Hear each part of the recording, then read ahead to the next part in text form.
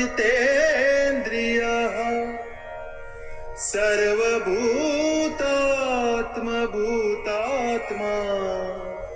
कुर्वन् अपि न लिप्यते।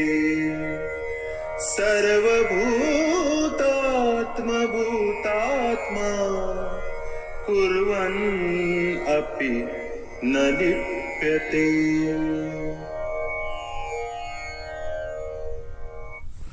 ये 7वां श्लोक है 5वें अध्याय का। ये महत्वपूर्ण श्लोक है, सुंदर श्लोक है और मेरे लिए विशेष प्रिय क्योंकि इसमें मेरा नाम भी आता है जितेंद्रिय। जितेंद्र जो नाम 3 बार गीता में आता है, भगवान के मुख से निकला था। मेरी माँ देखो कितना जानती थी, पहले से नाम रख दिया था उसमें सोच करके, है ना। तो योग युक्तो विशुद्धात्मा, माँ भी सुनती है गीता योग बहुत, है ना। अभी इसको बहुत रोज मेरी माँ भी भारत में रोज सुनती है। हाँ, दोनों है माँ पिता जी। मैं father is 81, my mother is 75। एकदम बड़े चाव से सुनती है, एकदम बिल्कुल अपने ही बेटे का।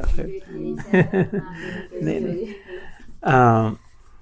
योग युक्तो विशुद्धात्मा, बहुत सुंदर योग, बहुत सुंदर श्लोक है। विजितात्मा जितेंद्रिय सर्वभूतात्मा भूतात्मा कुर्वन् अपि न लिप्यते।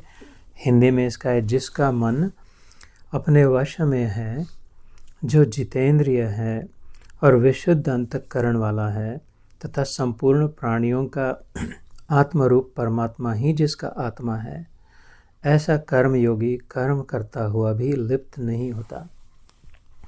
इस श्लोक का प्रसाद मेरे भगवान श्री कृष्ण से हाथ जोड़ के विनम्र प्रार्थना है, बहुत दिल से हृदय से, इसका प्रसाद आपको मिलना चाहिए।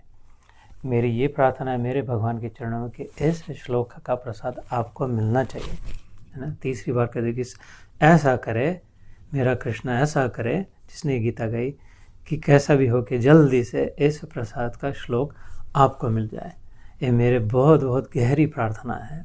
यहाँ पर जो भी उपस्थित है, इधर जो भी सुन रहे हैं उन्हें, क्योंकि ये बहुत सचमुच में शांति प्रदायक है। If you knew how much I feel you are deserving, बहुत शांति मिल जाएगी आपको अपने आप में। इसके बाद फिर मन विचलित नहीं होगा, है ना। तो इसमें क्या कहा कि योग युक्तो विशुद्धात्मा, इस मार्ग से मन की शुद्धि हो जाती है। मन बुद्धि चित्त अहंकार जो अपना अंतःकरण है, क्लियर प्योर थॉट्स हो जाते हैं। किसी के प्रति निंदा, किसी के प्रति द्वेष, किसी के प्रति संशय, किसी के प्रति ईर्ष्या, किसी के प्रति कोई और द्वेष भावना नहीं होती, है ना। तो विशुद्ध हो जाते, प्योर हार्टेड, वो योग को पहुंच जाते हैं, वो मिल सकते हैं जितना जितना प्योरीफाई होते जाए। योग युक्तो विशुद्धात्मा विजितात्मा, जो आत्मजीत हो गए, जिन्हें समझ गया कि मैं आत्मा हूँ। इसके लिए जो साधना है विजितेंद्रिय, इंद्रिय जीत जो हो जाए, इंद्रिय संयम जिसका हो, शब्द स्पर्श रूप रस गंध में जो न फंसे, मतलब जो औषध समान ही जो ग्रहण करे, है ना। जो ये बात हो चुकी है पहले, यथा औषधवत उपनिषदों में आता है, जो उतना ही खाए तभी खाए, ऐसा ही खाए जो खाना चाहिए, जितना खाना चाहिए, जिस समय खाना चाहिए, as if it is medicine, ना। उतना ही लेते हैं, उसी समय लेते हैं, और उतना वही मेडिसिन, कोई भी मेडिसिन उठा के नहीं ले लेते हैं ना, औषध जो दिया प्रिस्क्राइब, वैसे ही भोजन का भी हो। लेकिन ऐसे ही जो देखते हैं दृश्य, उसके विषय में भी हो, ऐसे ही जो सुनते हैं कानों से, उसके विषय में हो, ऐसे ही जो सूंघते हैं नाक से, उसके विषय में हो, as if I am taking nourishment for my soul, जिससे पुष्टि तुष्टि संतुष्टि हो। और उसको छोड़ के और कहीं जब मन न जाए, इंद्रियां जब नियंत्रण में आ जाए, अपने आप जब संभलने लग जाए, तो ऐसा जब उसे विजितेंद्रिय कहते हैं।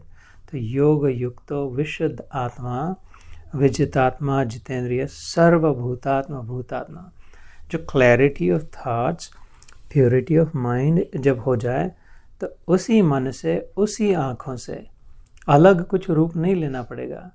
ये जो पंचकर्म नहीं करने पड़ेंगे, फिर उसके पश्चात फिर काया शुद्धि देह शुद्धि नहीं करनी पड़ेगी। ये इतनी साधना की पंचकर्म करने के बाद कुछ दिन डिटॉक्स होता है कि फिर से जाना पड़ता है, फिर से वो वैसा परमानेंट नहीं रहता पंचकर्म का इफेक्ट, है ना। अच्छा है, करना चाहिए, कर सकते हैं, उससे फ़ायदा तो होता है, लाभ तो होता है, लेकिन परमानेंट नहीं होता, इतना प्रॉब्लम है तो लेकिन वो बहुत बड़ा प्रॉब्लम है, परमानेंट नहीं होता तो कब तक फिर से जाएंगे, फिर से करेंगे, है ना। तो जितना बनता है उतना करें, लेकिन ऐसा ये करते करते एक सोल्यूशन ऐसा ढूंढ ले जो परमानेंट हो जाए, है ना। सो ऐसे ही जीवन में जो भी प्रॉब्लम आते हैं, मन थक जाता है तो फिर कहते कि नहीं अभी थोड़ा डे ऑफ लेते हैं, वेकेशन पे चले जाते हैं, फ्रेश होके आ जाएंगे। उससे होता तो है वेकेशन, अगले अध्याय में भगवान कहते हैं वेकेशन लेना ठीक है, कोई बात नहीं, युक्त आहार विहार मतलब गो अराउंड, कोई बात नहीं, लेकिन एक बार ऐसी वेकेशन हो जाए कि परमानेंट हो, अभी जाना ना पड़े कहीं, है ना, जिधर है वो वेकेशन ही हो जाए। मैंने भगवान से क्या प्रार्थना करी आपके प्रति कि आपको ऐसा हो जाए कि अब मैं जिधर हूँ, जहाँ हूँ, जैसे वो परमानेंट वेकेशन पे हो, कोई चिंता नहीं, चाह गई चिंता मिटी, मनवा बेपरवाह, जिनको कछु न चाहिए वो शाहन के शाह, ऐसी स्थिति हो जाएगी। अरे फर्स्ट क्लास है, बिंदास है तब, है ना, हर समय बिंदास रहे, हर समय फर्स्ट क्लास रहे।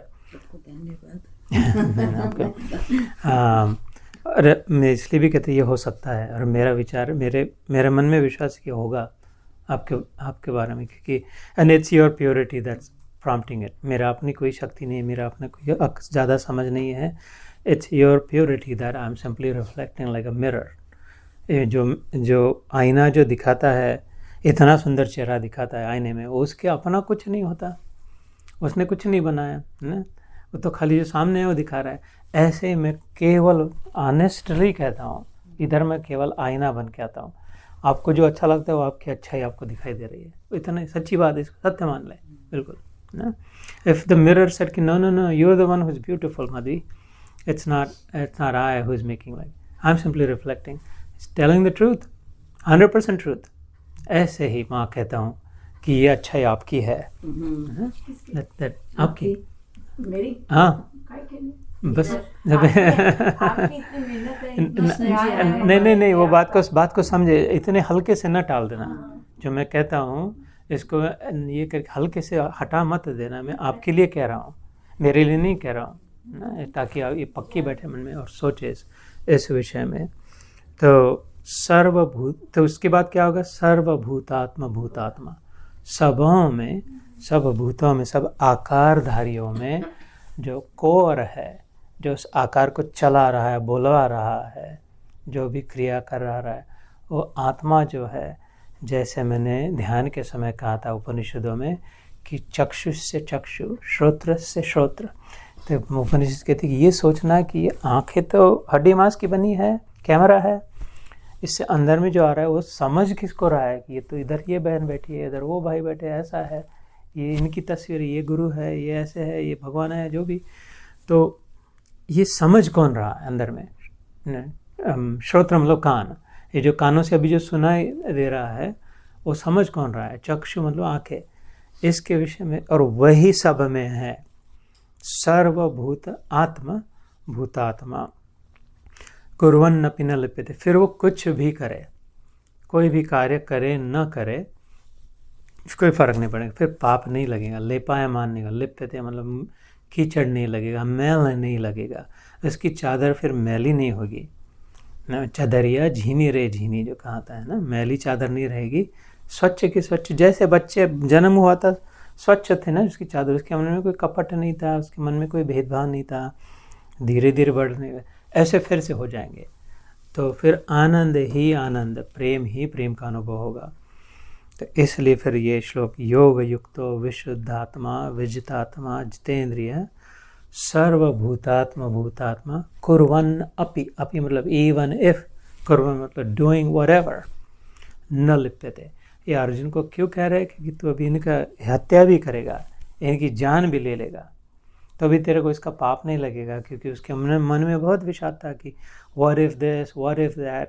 सो there is no what if you follow this, कि यू विल अंडरस्टैंड कि धर्म और रक्षा, धर्म की रक्षा करे, अच्छाई की, ट्रूथ, गुडनेस एंड लव, इसके लिए युद्ध करना है, अपना पराया उसके भावना से नहीं, है ना।